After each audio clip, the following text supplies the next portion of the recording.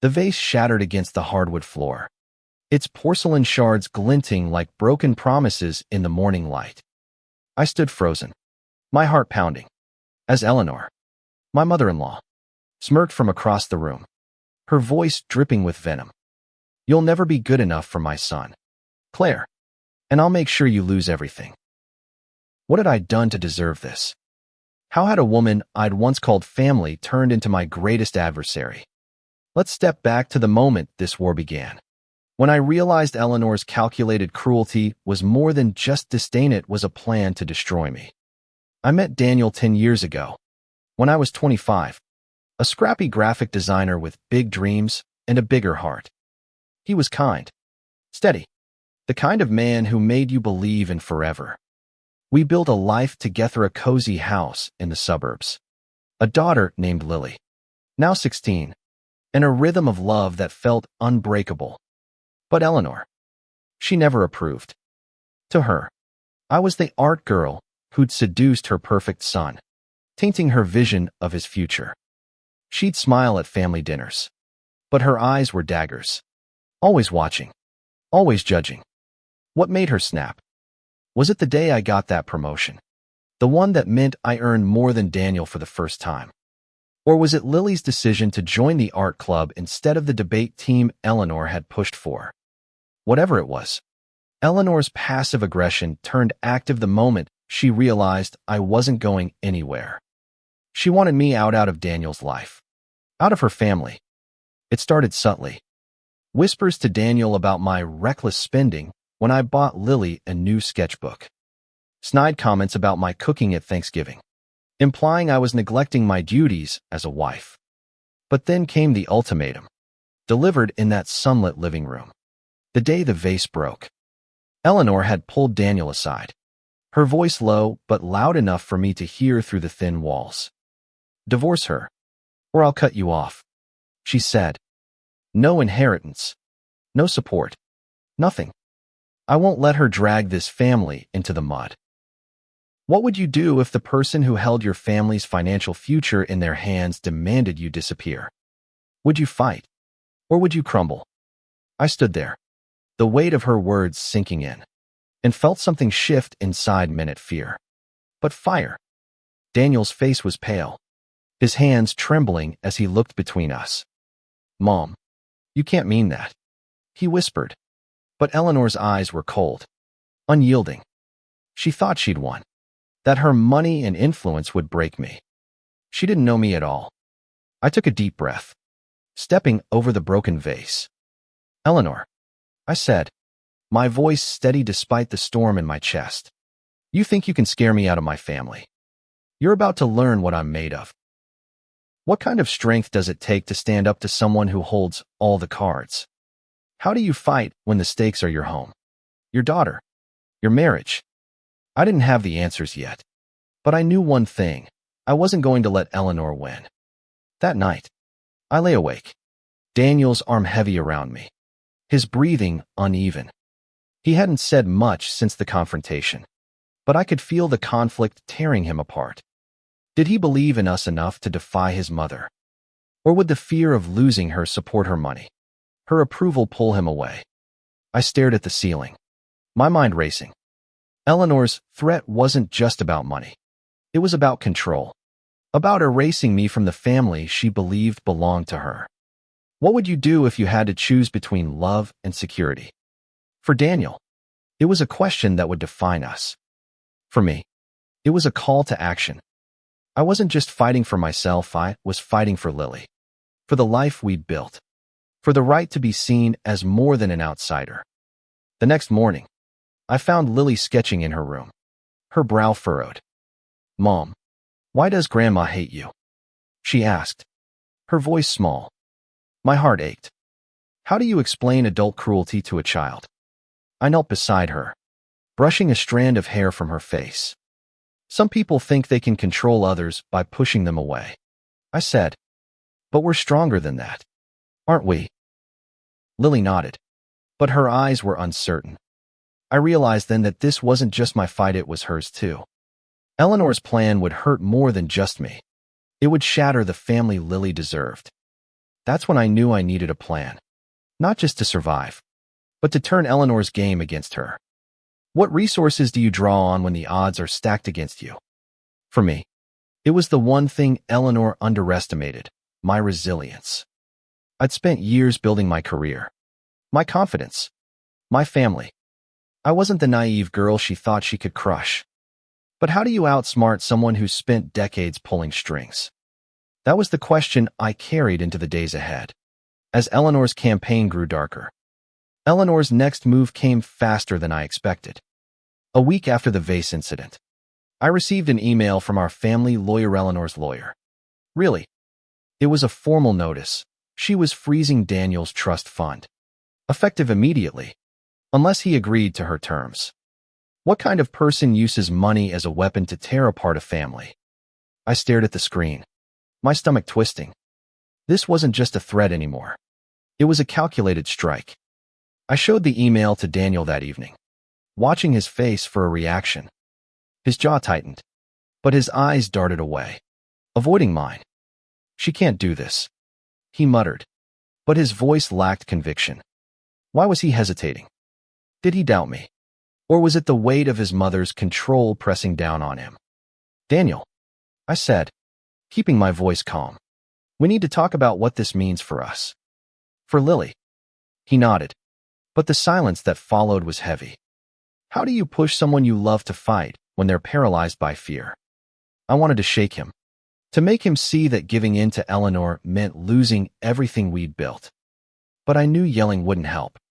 I needed him to choose us, not be forced into it. Instead of confronting him, I turned to my own resources. I called my best friend, Sarah, a lawyer who specialized in family disputes. Over coffee, I poured out the story: Eleanor's threats, the trust fund, Daniel's indecision. Sarah leaned forward, her eyes sharp. "Claire, she's banking on you folding. But there are ways to fight this. Have you looked into the trust's legal structure? What does it mean to fight a battle on someone else's turf?" Sarah's question made me realize I'd been reacting, not strategizing. I spent the next few days digging into Eleanor's world, her finances, her influence, her weaknesses. It wasn't easy. She was a private woman, her life a fortress of carefully curated power. But I found cracks. A cousin mentioned Eleanor's obsession with her social standing, how she dreaded any hint of scandal. Could that be my leverage? Meanwhile, Eleanor escalated. She started calling Lily directly, filling her head with stories about how I was unstable and unfit. Lily came to me one night, tears in her eyes. "Grandma says you're going to ruin Dad's life," she whispered. My blood boiled. How dare she drag my daughter into this? I hugged Lily tightly, promising her we'd get through this. But inside, I was raging. What kind of grandmother manipulates a child to win a feud? I decided to confront Eleanor directly. I drove to her pristine mansion, my hands shaking on the wheel. When she opened the door, her smile was smug, as if she'd already won. "Claire, how unexpected," she said, her tone dripping with condescension. I didn't waste time. "You're trying to tear my family apart," I said. "But I'm not going anywhere. And neither is Lily." Her eyes narrowed. "You're a nobody, Claire. You think you can challenge me?" Her confidence was infuriating, but it also revealed her weakness. She underestimated me. Why do some people assume strength only comes from wealth or status? I left her house that day with a fire in my chest, determined to prove her wrong. Back home, I started mapping out a plan. Sarah helped me request documents about the trust fund, looking for loopholes. I also reached out to Daniel's sister, Rachel, who'd always been kind but distant. Could she be an ally? Rachel was hesitant, torn between loyalty to her mother and sympathy for me. Mom's always been controlling, she admitted over the phone. But she's never gone this far. What does it take to turn a bystander into an ally? I realized Rachel could be key, but I'd need to show her that siding with me wasn't just about fairness, it was about saving her brother, her niece, her family. I invited her over, hoping to build a bridge. When she arrived, Lily ran to hug her, and I saw a flicker of doubt in Rachel's eyes. Was she starting to see the cost of Eleanor's vendetta? By the end of that week, I had a clearer picture. The trust fund wasn't as ironclad as Eleanor thought. There were clauses about misuse of power that Sarah thought we could exploit. But more than that, I was starting to understand Eleanor's game. She thrived on control, on making others feel small. What would happen if I refused to play by her rules? That question became my guiding star as I prepared for the next battle. The phone rang at midnight, shattering the silence of our home. It was Rachel, her voice trembling. "Claire, Mom's planning something big. She's meeting with the lawyer tomorrow to rewrite the trust entirely." My heart sank. What kind of person moves so ruthlessly to destroy her own family? Eleanor wasn't just playing dirty. She was rewriting the rules to ensure I'd lose. I thanked Rachel, my mind racing. Why was she risking her relationship with her mother to warn me? Was it guilt? Or did she see the truth about Eleanor's cruelty? I didn't have time to dwell on it. I needed to act fast. But how do you counter a move when you're still learning the game? The next morning, I met Sarah at her office. She was already poring over the trust documents, her pen circling clauses like a detective hunting clues. "There's a provision here," she said, tapping the page. "If the trustee Elena acts in bad faith, the beneficiaries can challenge her authority. We need evidence." Evidence. The word felt like a lifeline, but also a trap. What counted as proof when Eleanor controlled the narrative? I spent the day gathering what I could. Old emails where Eleanor criticized me to Daniel. Voicemails she'd left Lily. Even screenshots of her snide comments on family group chats. It wasn't much, but it was a start. Could these fragments paint a picture of her intent to harm? I wasn't sure, but I had to try. Meanwhile, Daniel was unraveling. He'd always been the peacemaker, torn between his mother and me. But now, with the trust fund on the line, he was withdrawing, spending hours in his study, avoiding my questions. "I just need time," he kept saying. Time for what? To choose a side. To mourn the mother he thought he knew. I wanted to scream, to demand he stand with me. But I knew pushing him would only drive him further away. What do you do when the person you love most becomes a stranger in your fight? Lily, too, was struggling. She stopped sketching, her pencils untouched on her desk. One evening, I found her curled up on her bed, staring at her phone. "Grandma sent me a long message," she said, her voice hollow. "She says you're tearing the family apart." My heart broke. How do you protect your child from someone who uses love as a weapon? I sat beside her, taking her hand. "Lily, your grandma's wrong. We're fighting to keep our family together, not break it." That night, I made a decision. I couldn't wait for Daniel to choose, or for Eleanor to make her next move. I needed to take control. I called Rachel again, asking her to meet me in secret. When she arrived, her face was pale, her hands fidgeting. "I found something," she whispered, handing me a folder. Inside were emails between Eleanor and her lawyer, outlining her plan to cut Daniel out entirely unless he left me. It was the evidence we needed, but it came at a cost. Rachel was betraying her mother. Why would someone risk their family ties to do what's right? Rachel's choice gave me hope, but also fear. If Eleanor found out, she'd turn on her daughter too. I thanked Rachel, promising to protect her. But inside, I wondered, how far would Eleanor go to win? With the emails in hand, Sarah and I prepared a legal challenge. It wasn't airtight, but it was enough to request a hearing. The goal wasn't just to save the trust fund, it was to expose Eleanor's manipulation, to show the world who she really was. But as the hearing date approached, I felt the weight of what was at stake. What if we lost? What if Eleanor's influence was too strong? The night before the hearing, Daniel finally spoke. "I'm with you," he said, his voice quiet but firm. "I've been a coward, Claire, but I see it now. She's tearing us apart." Tears stung my eyes as I hugged him. Was this the turning point? Could we face Eleanor together? As a family? I didn't know. But for the first time in weeks, I felt a spark of hope. The courtroom was colder than I expected, its sterile air amplifying the pounding in my chest. Eleanor sat across from us, her posture rigid, her eyes locked on the judge like a predator sizing up prey. How could someone so composed be so ruthless? I gripped Daniel's hand, drawing strength from his presence. But the question lingered. Would our evidence be enough to stop her? Sarah presented our case, her voice steady as she laid out Eleanor's pattern of manipulation, the emails, the voicemails, the threats to Lily.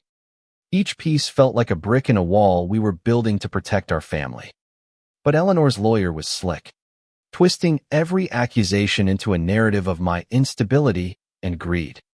What does it feel like to have your life dissected by someone who doesn't know you?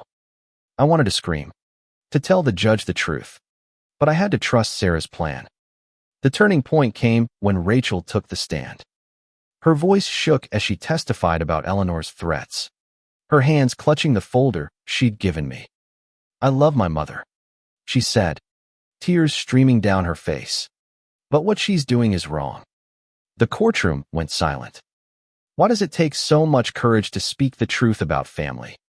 Rachel's words were a crack in Eleanor's armor, and I saw her flinch for the first time.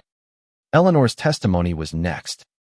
She was poised, her voice dripping with faux sincerity as she claimed she was protecting Daniel from a toxic marriage. But Sarah was ready, cross-examining her with surgical precision, exposing contradictions in her story. How do you unravel someone who spent a lifetime hiding their flaws? Sarah's questions chipped away at Eleanor's facade, and I saw doubt flicker in the judge's eyes. The hearing ended without a ruling, leaving us in limbo. As we left the courthouse, Eleanor cornered me in the hallway, her voice low. "You think you've won?" she hissed. "I'll make sure you regret this." Her words sent a chill down my spine, but I met her gaze. "You're the one who should be worried." "Eleanor," I said, "what does it mean to stand your ground when fear is screaming at you to run?" Back home, the tension was unbearable. Daniel was trying to stay strong, but I could see the guilt eating at him, guilt for dragging Rachel into this, for not stopping his mother sooner. Lily, meanwhile, was retreating further, spending hours in her room, avoiding us. I tried to reach her, but she pushed me away. "I just want this to be over," she said, her voice breaking. How do you heal a family when the wounds keep reopening? I turned to Sarah for advice. "We need to shift the narrative," she said. "Eleanor's power comes from her reputation. If we can expose her publicly, she'll lose her leverage." The idea was risky. Going public could backfire, painting us as the villains. But what choice did we have? Eleanor wasn't slowing down. She was doubling down, spreading lies to mutual friends, trying to isolate us. I started small, reaching out to a local journalist who'd covered family disputes before. I shared our story, anonymized to protect Lily, focusing on Eleanor's abuse of power. The journalist was intrigued, promising to dig deeper. Could a story in the press change the game? I wasn't sure, but I knew we couldn't keep fighting in the shadows. As the days passed, I noticed a change in Daniel. He started talking more, planning with me, even laughing again. "I'm done letting her control me," he said one night, pulling me close. Was this the husband I'd been missing? The one who'd fight for us? I wanted to believe it, but Eleanor's shadow still loomed. Then came the call from the journalist. "I found something," she said, her voice urgent. "Eleanor's been hiding financial dealings, shady ones. If this checks out, it could ruin her." My heart raced. What had Eleanor been hiding? And how could we use it without destroying ourselves in the process? The answers were coming, but so was the risk. The journalist's email landed like a bomb in my inbox. Documents linking Eleanor to questionable real estate deals, funneling money through shell companies to avoid taxes. It was the kind of scandal that could topple her carefully crafted image. But as I read through the evidence, a question gnawed at me. How far was I willing to go to bring her down?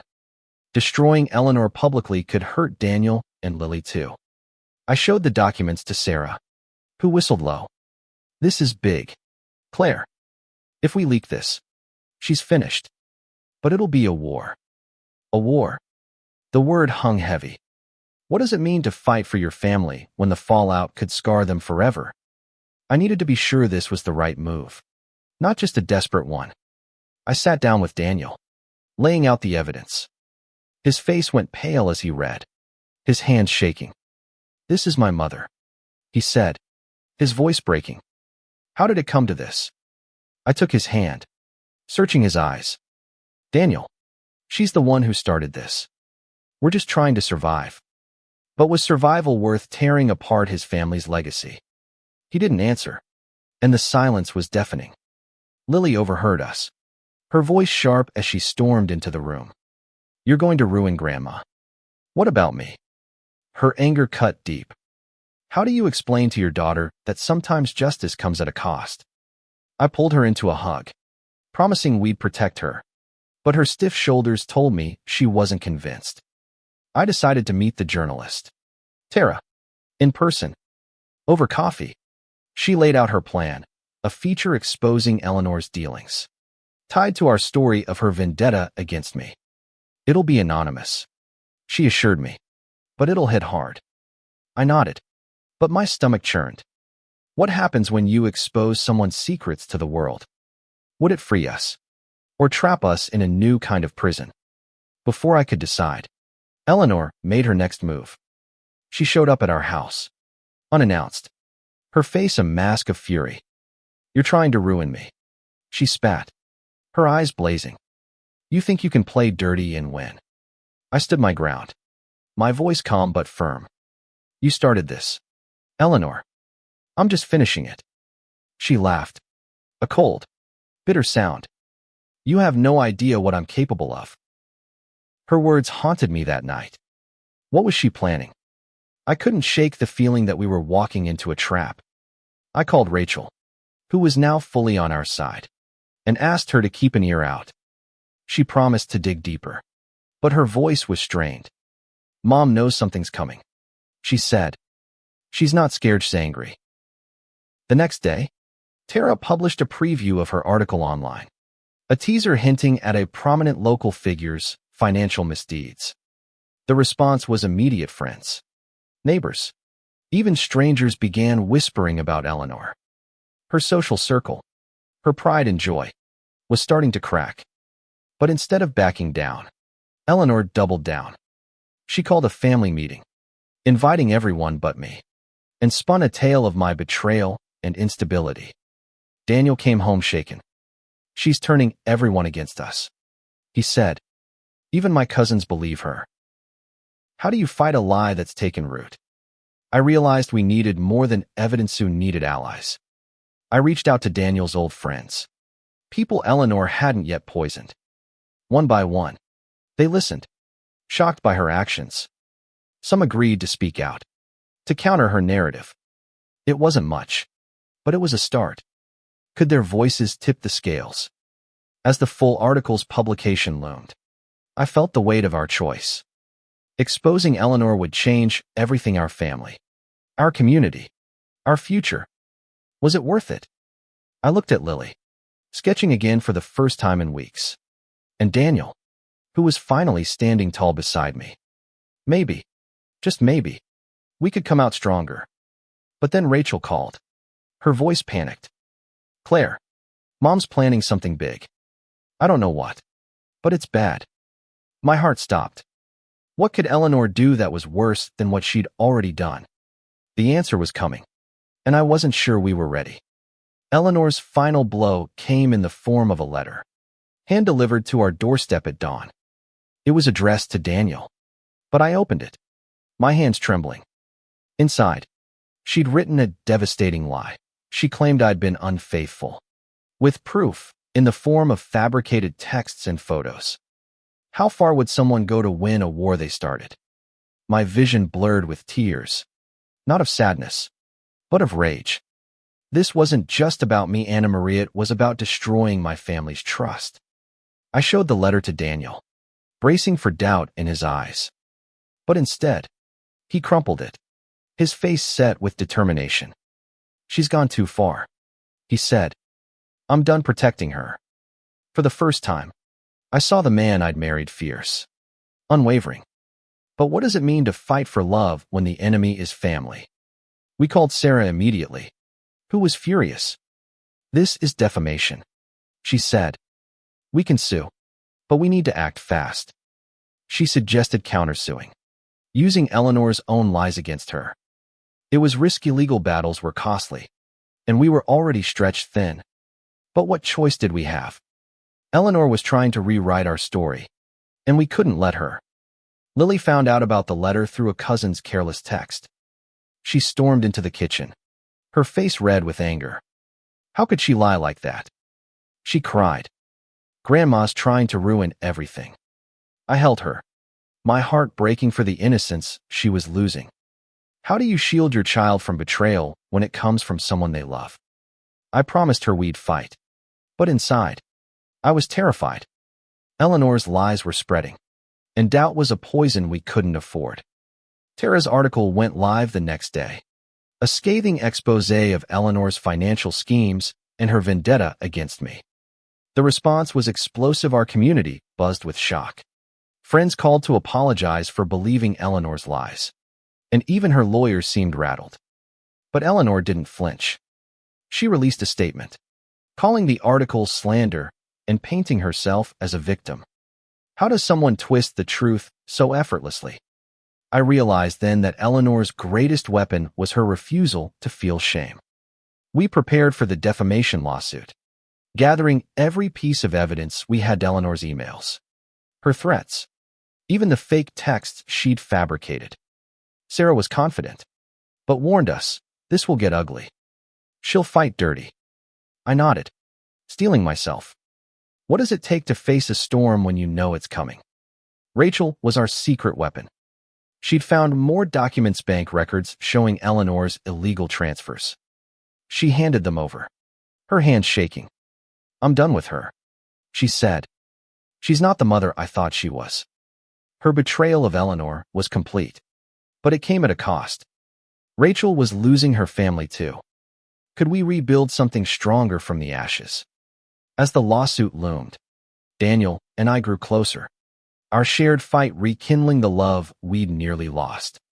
He started helping with strategy, calling old friends to rally support, even talking to Lily about what this meant for our future. One night, he took my hand and said, "I should have fought for you sooner. I'm sorry." Tears stung my eyes. Was this the healing we needed? Or was it too late?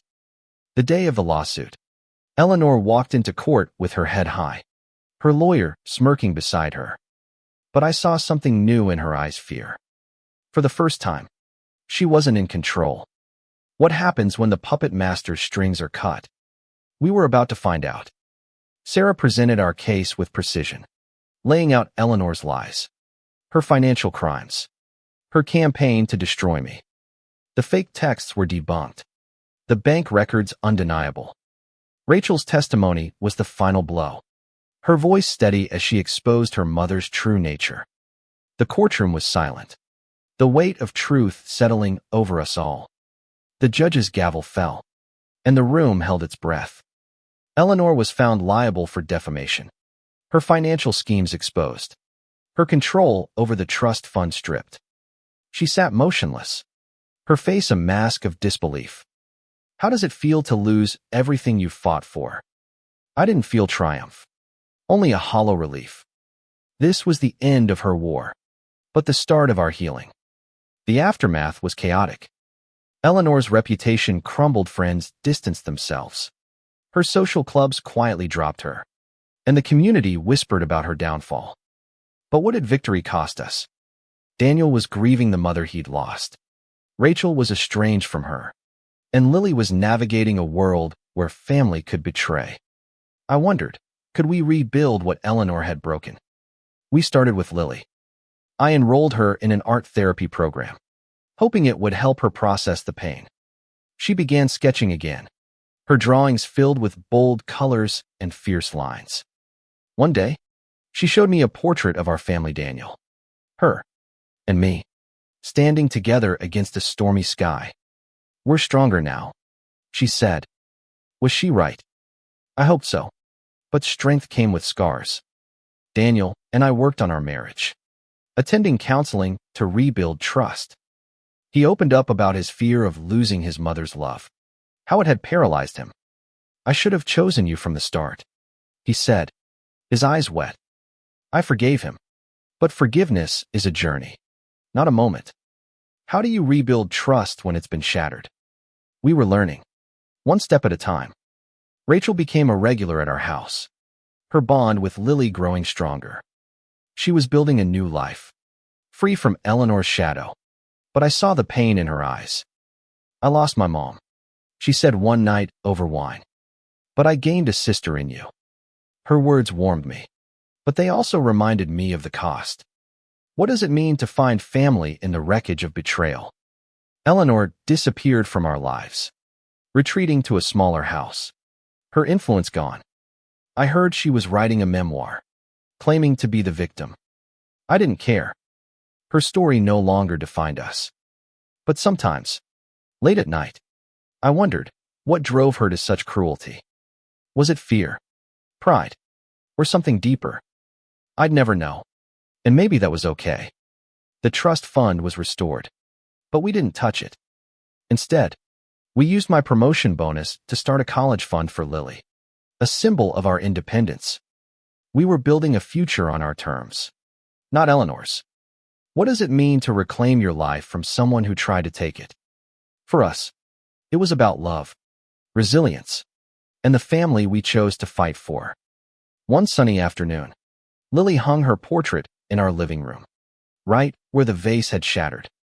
The sunlight caught the colors, making them glow. Daniel wrapped an arm around me, and Lily grinned, her sketchbook tucked under her arm. We did it, didn't we? She said. I nodded, my heart full. We had. As we stood there, I realized the true victory wasn't Eleanor's defeat, it was our survival, our unity, our refusal to break. What makes a family strong? It's not money or status. It's the courage to stand together, to fight for each other, even when the world tries to tear you apart.